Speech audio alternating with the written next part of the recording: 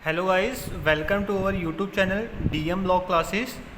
इस वीडियो में प्रीलिम के पॉइंट्स ऑफ व्यू से the code of criminal procedure 1973 को मैं लेक्चर वाइज डिफरेंट पार्ट्स में डिस्कस करूँगा। आज पार्ट 1 है। Let's start.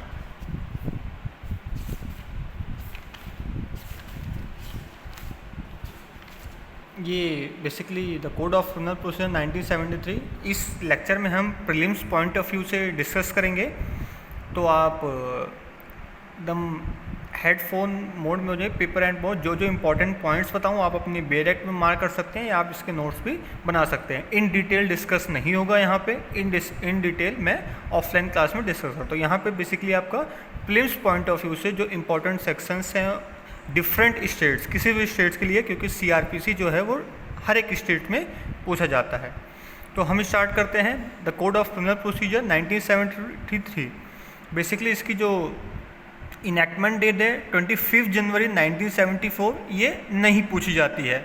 यहाँ पे मैं ये भी बताऊंगा कि मोस्टली क्या पूछा जाता है क्या नहीं पूछा जाता है। तो ये आपको नहीं देखना, आपको इसमें देखना है कि ये केम इनटू फोर्स में कब आया। तो जो सीआरपीसी है वो आपका केम इनटू फोर्स है 1 डे ऑफ अप्रैल 1974। एक बार देख लो इनैक्टमेंट डेट भी, बट अभी तक तो इनैक्टमेंट डेट पूछा नहीं गया है। स्टार्ट करते हैं चैप्टर 1 प्रिलिमिनरी से। चैप्टर 1 प्रिलिमिनरी आपको बताता है section 1 short title, extent and commencement.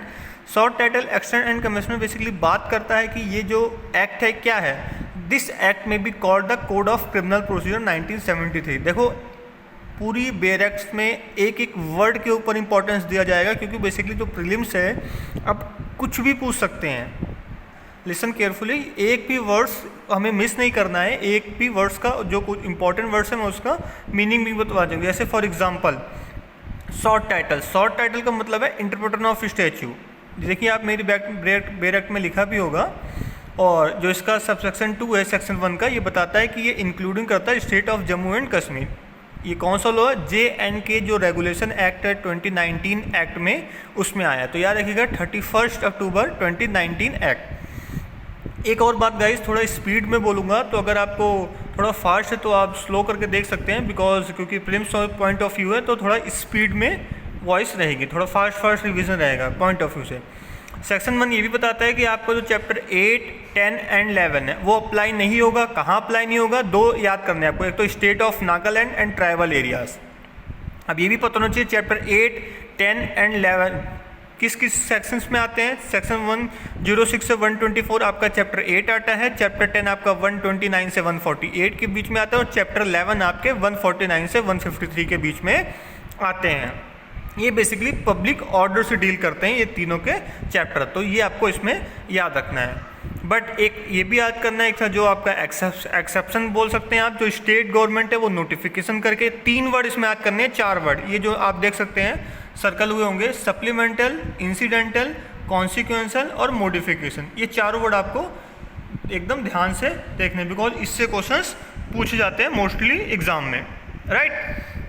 फिर आते हैं सबसेक्शन 3 सेक्शन 1 का। ये बेसिकली केम इनटू फोर्स की बात करता है 1 डे ऑफ अप्रैल 1974 के। अब हम आते हैं सेक्शन 2। सेक्शन 2 आते हैं डेफिनेशन। डेफिनेशन बेसिकली अब देखिए यहाँ पे लिखा in this code. Mostly student जो होते हैं वो आगे तक निकल जाते हैं, बट ये नहीं देखते हैं unless the context otherwise require. ये एक तरह से स्कोप दे रहा है, इंटरप्रिटेशन का स्कोप दे रहा है, unless the context otherwise require. तो इस पर ध्यान देना है। 2A आपका बेलेबल ऑफेंस के बारे में बताता है। 2A बेलेबल के बारे में तो बताता ही है, नॉन बेलेबल ऑफेंस दोनों के बारे में डिटेल में डिस्कस करता है। बेलेबल ऑफेंस कहाँ पे हैं? जो आपका फर्स्ट शेड्यूल है उसमें दिए गए हैं। तो आप देख लीजिएगा 2A बेलेबल ऑफेंस ऐसे याद करना है आपको, डायरेक्ट किसमें आता है। फिर 2B चार्ज। चार्ज क्या होता है? Includes any head of charge when the charge contains more heads than 1। फिर आपका 2C आपका कॉग्निजेबल ऑफेंस होता है। कॉग्निजेबल ऑफेंस क्या होता है? सिंपल सा एकदम इजी लैंग्वेज में, जो कि अरेस्ट विदाउट वारंट, बिना वारंट के जो अरेस्ट करते हैं, that is called cognizable offence, right. ये पुलिस के पास पावर होती है कि बिना वारंट के अरेस्ट कर सकते हैं। कहाँ पे? फर्स्ट शेड्यूल में देख सकते हैं। और अरेस्ट विदाउट वारंट एक बार आप सेक्शन 14 देखेंगे तो उसमें भी आपको थोड़ा बहुत हिंट मिलेगा। फिर आते हैं सेक्शन 2 क्लॉज D में कंप्लेंट। कंप्लेंट बेसिकली क्या होता है? अब जब फॉर एग्जाम्पल जब वहाँ पे आपकी FIR नहीं होती, देन आपका कंप्लेन का प्रोविजन आ जाता है। कंप्लेन बेसिकली कहाँ होती है? सेक्शन 200 में। आपने अगर कॉन्सेप्ट क्लियर होगा तो आप समझ गए होंगे। Orally in writing to a magistrate with a view taking action. Orally और रिटर्न दोनों तरफ से कंप्लेंट दिया जा सकता है। किसको देते हैं? पुलिस को नहीं देते, मजिस्ट्रेट को देते हैं, ठीक है, under the code some person. क्योंकि और 200 में कंप्लेंट दिया था, मतलब कॉग्निजेंस तो 190 मिल जाती है। कॉग्निजेंस तो किस पे लेती है मजिस्ट्रेट? FIR पे लेती है कॉग्निजेंस। तो इसलिए ऐसे प्रोविजन जिसमें काफ़ी क्या होता है कि पुलिस जो है वो FIR लेने से मना कर देती है, देन उस पर उस पर्सन का राइट है कि वो कंप्लेंट कर सकता है, ओरल भी कर सकता है और रिटर्न भी कर सकता है। बट इसमें एक बात इंपॉर्टेंट है जो बेरेक्ट में काफ़ी बार पूछी जाती है एग्जाम में, डिफरेंट एग्जाम में, does not include a police report. Section 173 sub section 2 में आता है, ये आप लोगों को पता ही होगा। अब हम आगे बढ़ते हैं अपने नेक्स्ट सेक्शन पे।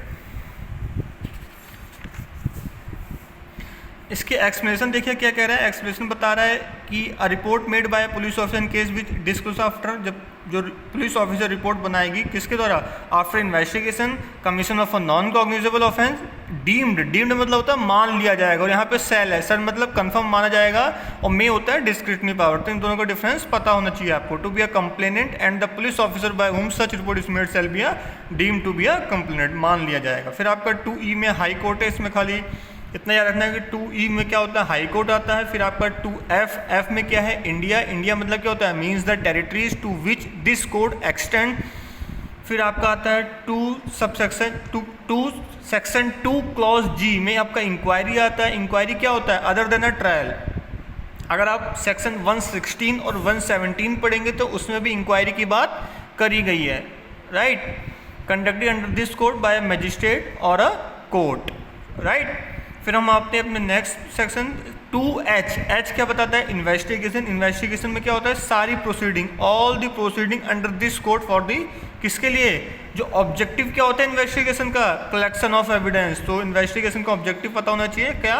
Collection of evidence. और जो इन्वेस्टिगेशन के बारे में हमारा एक चैप्टर डील करता है CRPC का, उस चैप्टर का नाम है chapter 12। Chapter 12 basically collection of evidence के बारे में डील करता है, by police officer by any person other than a magistrate के अलावा who is authorised by magistrate in this behalf. फिर आगे बढ़ते हैं 2I आपका जुडिशियल प्रोसीडिंग में आता है। इसमें आपको दो चीज़ें याद करनी है, क्या? Include any proceeding in the course of which evidence is may be legally taken on oath. जो ये पॉइंट्स हैं, ये कीवर्ड्स हैं, इसको आपको याद रखना है।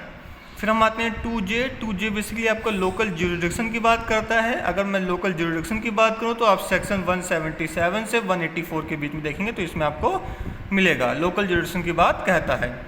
फिर आपका आता है 2K आपका मेट्रोपॉलिटन एरिया की बात करता है। किसकी बात करता है? मेट्रोपॉलिटन की बात करता है। इसको आप अगर सेक्शन रीड विथ लिख दीजिए, सेक्शन 8 के साथ पढ़ेंगे तो आपको मेट्रोपॉलिटन एरिया का मतलब पता लग जाएगा, ठीक है। मीन्स द एरिया डिक्लेयर और deem to be declare under section 8 to be a metropolitan area. फिर आता है 2L बेसिकली आपका नॉन कॉग्निजेबल ऑफेंस की बात करता है। नॉन कॉग्निजेबल ऑफेंस क्या होते हैं? जिसके बाद पुलिस के पास अथॉरिटी नहीं होती कि वो बिना वारंट के अरेस्ट कर सके। बट इसमें एक एक्सेप्शन है। एक्सेप्शन क्या है? सेक्शन 42, जिसमें कि रिफ्यूज़ल नेम और एंड रेसिडेंस की बात करता है। तो सेक्शन 42 देखेंगे हम नेक्स्ट क्लास में। अभी आप एक बार देख लीजिएगा सेक्शन 42 जाके, जिसमें कि नॉन कॉग्निजेबल में भी अरेस्ट कॉग्निजेबल की बात कही गई है, अरेस्ट की बात की गई है। तो एक बार देख लीजिएगा, इसको समझ जाओगे आप। फिर 2M नोटिफिकेशन की बात करता है। नोटिफिकेशन की चीज़ की जो एक publish in the official gazette. फिर 2N ऑफेंस की बात करता है। ऑफेंस कैसा? एनी एक्ट और ओमिशन, कोई सा भी एक्ट और ओमिशन जो कि पनिशेबल हो किसके द्वारा? Any law for the time being in force and includes any act in respect of which a complaint may be made under section 20 of the cattle trespass act। तो आपको इसमें N में खाली ऑफेंस याद रखना है। फिर हम आते हैं ऑफेंस आपका सेक्शन 40 IPC देखेंगे, वहाँ पे भी डिफाइन करता है। 2O basically officer incharge of a police station की बात करता है। इसमें आपको दो चीज़ें याद रखनी है, क्या? रैंक कौन सी रैंक का होना चाहिए? Above the rank of constable.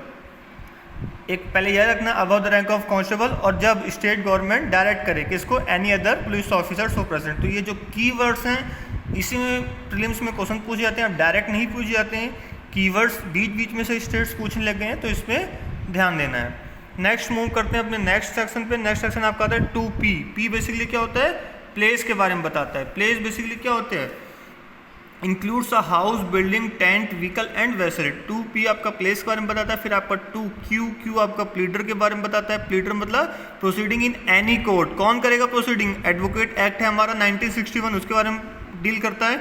फिर means a person authorised by और अंडर एनी लॉ, कोई सा भी law, and includes any other person appointed with the permission of the court to act in such proceeding. फिर आप आते हैं 2R। Are basically क्या है? Police report. पुलिस रिपोर्ट क्या होता है? एक ऐसा रिपोर्ट जो कि फॉरवर्ड करता है। इसमें आपको 2 सेक्शन याद रखना है। सबसे पहली बात तो 2R याद रखना है पुलिस रिपोर्ट का। उसके बाद एक ऐसा रिपोर्ट जो फॉरवर्डेड की जाती है, किसके द्वारा? पुलिस ऑफिसर के द्वारा। कब? सेक्शन 173 सबसेक्शन 2, जिसमें पुलिस रिपोर्ट भेजी जाती है पुलिस के द्वारा मजिस्ट्रेट को, राइट। तो 2R देखना है। नेक्स्ट आपका 2S आता है। 2S में आपका पुलिस स्टेशन बताया गया। पुलिस स्टेशन क्या होता है? मीन्स एनी पोस्ट और प्लेस डिक्लेयर्ड जनरली और specially by the state government to be a police station and includes any local area specified by the state government in this behalf. तो 2S आपका police station से deal करता है। फिर 2T आपका prescribed. Simple इसमें ये ध्यान रखना है बस, 2T में कौन सा आता है? प्रिस्क्राइब्ड। फिर 2U आर, सब लोग पब्लिक प्रोसिक्यूटर बनना चाहते हैं तो यू आर अ पब्लिक, तो इससे याद रखना है 2U मतलब YOU वाला मतलब आप पब्लिक प्रोसिक्यूटर, तो इससे याद रखना। और कहाँ पे डिफाइन है? अंडर सेक्शन 24 में पब्लिक प्रोसिक्यूटर डिफाइन है। फिर आपका आता है 2V आपका होता है सब डिवीजन। सब डिवीजन मतलब क्या? Means a sub division of a district, जो डिस्ट्रिक्ट का होता है that is called a sub division. फिर आपका आता है 2W किसमें होता है? Summons case. और समन्स केस में चैप्टर रीड विद कर सकते हैं आप चैप्टर 20, इसके आगे लिख लीजिए जैसे मैंने लिख रखा है, read with chapter 20 summons means a case relating to an offence and not being a warrant case. ठीक है, तो समन्स केस में recording of evidence in summons section 274 में दे रखा है। तो इसको एक एक चीज़ देखिए, रिलेट जितना करेंगे आप उतना ही आपको लर्न होगा, रिलेट नहीं करेंगे तो फिर नहीं होगा, रट्टा नहीं मारना, कॉन्सेप्ट समझना है। फिर 2WA में आपका प्री विक्टिम दे रखा है। विक्टिम मतलब क्या होता है? एक ऐसा पर्सन जो कि ऑफर क्या? लॉस और इंजरी। विक्टिम मतलब मीन्स अ पर्सन जो सफ़र करता है लॉस और injury caused by reason to omission for the which. अब देखिए इसमें जितने वर्ड्स दिए गए हैं, लॉस और इंजरी, ओमिशन, विक्टिम, गार्जियन और लीगल हेयर, इसमें लीगल हेयर आता है, लीगल रिप्रेजेंटेटिव नहीं आता। तो यही कीवर्ड्स हैं, इसी में प्रीलिम्स में क्वेश्चंस आते हैं। तो आप एक एक वर्ड्स को डिफरेंट टाइम्स देखिए और समझिए। थोड़ी हवा चल रही है तो पेज उड़ रहा है, इसके लिए सॉरी, ठीक है, तो इससे थोड़ा कॉपरेट कीजिएगा। फिर आपका आता है 2X आपका आता है वारंट केस। वारंट केस कहाँ? चैप्टर 19 में डिफाइंड है 238 से 250, जो ट्रायल्स की बात करता है। देखिएगा, warrant case means a case relating to an offence punishable with death, imprisonment for life time exceeding 2 year. Simple सी बात है, समन्स कब दिया जाता है? जब 2 ईयर से बिलो के ऑफेंस हो और 2 ईयर से अबव के ऑफेंस हो तो उसमें वारंट केस आता है, राइट। तो चैप्टर 19 भी रिलेट करता है 238 से 250। फिर आपका लास्ट सेक्शन है 2Y। ये सिंपल सी बात बताता है कि जो वर्ड्स एंड एक्सप्रेशन नॉट इसमें डिफाइन नहीं है तो हम उसे कहाँ से रिलेट करेंगे? IPC से लेंगे। Have the meaning respectively assign to them in that code. तो इस लेक्चर में सेक्शन 1 एंड सेक्शन 2 हमने प्रीलिम्स पॉइंट ऑफ व्यू के लिए डिस्कस करा। ये फर्स्ट वीडियो है इस लेक्चर की, तो अगर कुछ मिस्टेक हुई हो तो उसको आप इग्नोर करिएगा और थोड़ा कॉपरेट कीजिएगा। अब ऐसे पूरी CRPC पढ़ाऊंगा मैं प्रीलिम्स पॉइंट ऑफ व्यू, जैसे आपको 2 दिन बाद एग्ज़ाम है या 3 दिन बाद एग्ज़ाम है, रास्ते में आप कहीं या कहीं भी हैं तो आपके सामने डायरेक्ट है, आप इसको सिर्फ सुनिए और आपका रिकॉल होता रहेगा। देखिए लॉ को जितना आप सुनेंगे, जितना मैनी टाइम्स आप सुनेंगे, उतना आपके लिए बेनिफिट होगा। तो आपसे बस मेरी एक रिक्वेस्ट है, इसको जितना हो सके शेयर करिए, मोटिवेट करिए, क्योंकि मेरा फर्स्ट वीडियो है। अगर इसको थोड़ा मोटिवेट करेंगे तो मुझे भी रहेगा, देन आपका पूरा क्लासेस होंगी। ठीक है, bye, good luck, thank you.